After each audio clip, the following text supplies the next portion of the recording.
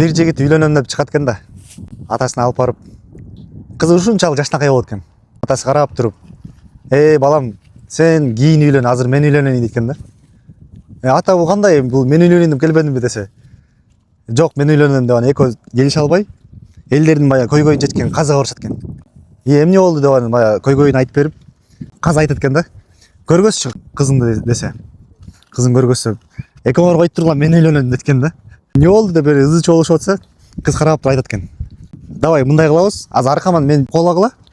Кимиңер жетсеңер мен ошого күйөөгө өтөм дейт экен да. Анан үчөө коолоп жөнөйт экен.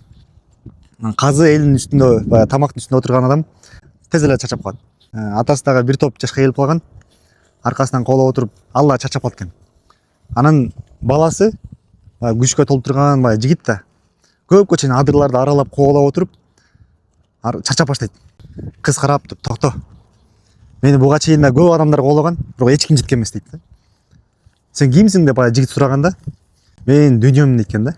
Мага Алла Таала өкүм берген, мен аркаман ким кооласа, кач деп өкүм берген экен да. Кимде ким баш тартып, Алла Тааланын көздөй басса адамчы, анда аркасынан коола деген экен да. Көрдүңүзбү? Ошондуктан келиңиз, бул кыска өмүрдө алдам калбайлы.